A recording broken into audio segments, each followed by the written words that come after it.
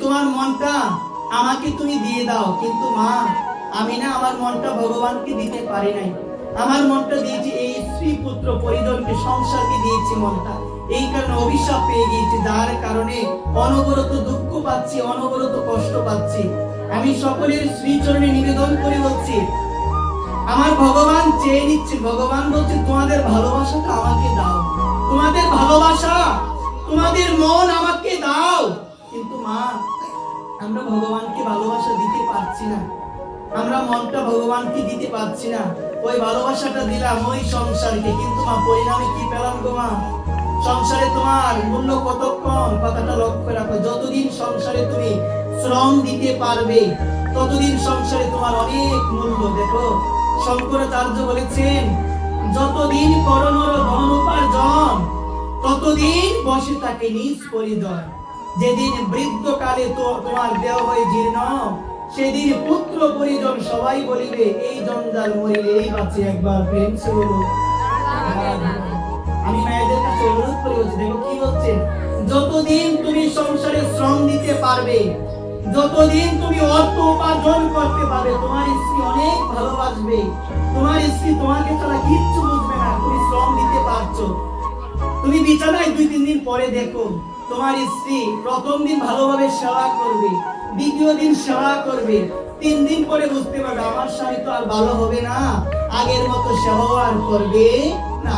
মনে মনে একটাই বলে, ভগবান আমার স্বামীকে রেখে আর তুমি কি করবে, আমার স্বামীকে নিয়ে নাও। মা বলে না? দেখো মা, আমি সকলের জন্য অনুরোধ করে বলছি, তুমিও যতদিন সংসারে শ্রম দিতে পারবে, তোমার ছেলে তোমায় ভালোবাসবে, তোমার মেয়ে তোমায় ভালোবাসবে। তুমি তো তোমার মেয়ে ছাড়া কোনো কিছু বুঝো না মা। নিজের ছেলেকে যত্ন করতে গিয়ে, নিজের ছেলেকে সময় দিতে গিয়ে আমার ভগবানকে দেওয়ার সময় নাই। সাধুগুরু বৈষ্ণব বলে, একটু ভগবানকে ডাকো না, একটু ভগবানের কথা শোনো না। তুমি বলো যে আমার ছেলে এখন স্কুল থেকে আসবে, তাকে সময় দিতে হবে, তাকে খাওয়াতে হবে, তাকে স্নান করাতে হবে। কিন্তু মাগো, যে ছেলের জন্য তুমি ভগবানকে সময় দিতে পারো না, যে মেয়ের জন্য তুমি ভগবানকে সময় দিতে পারো না, সেই ছেলে সেই মেয়ে বড় হয়ে কি করবে মা? তুমি বিছানায় করবে, দেখবে 1-2 দিন সেবা করে কি বলবে? একেশো পাকিবে, দন্ত নড়িবে, সম্বল হবে তোমার লাঠি। সেদিন পুত্র পরিজন সবাই বলিবে, এই বুড়া মরে না কেন, মরলেই তো বাঁচে।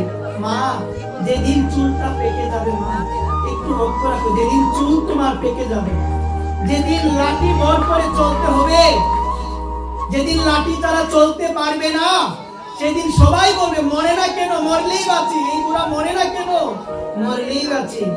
এই কারণে মনে রাখতে হবে, সেদিন তুমি ভগবানকে ডেকে ডেকে বলো, ভগবান গো, আমার সময় থাকতে আমি তোমায় ডাকতে পারি নাই প্রভু, আমার সময় ছিল তোমায় আমি ডাকতে পারি নাই।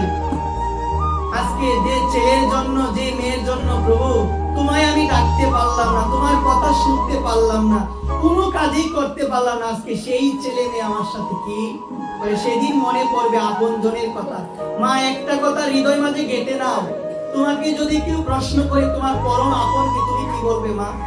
ও মা, তোমার পরম আপন কে? তুমি বলবে, আমার ছেলের মতো আপন এই জগতে কেউ নাই। ও মা, তুমি বলবে, আমার বউয়ের মতো আপন এই জগতে কেউ নাই। আর আমার মায়েরা বলবে, আমার স্বামীর মতো, আমার ছেলের মতো আপন কেউ নাই। মা, সবগুলো কথা হলো ভ্রান্ত কথা, সবগুলো কথা ভুল কথা। একমাত্র আপন হলো একজন, যিনি হলো দীনবন্ধু। কি বন্ধু গো মা? দীনবন্ধু।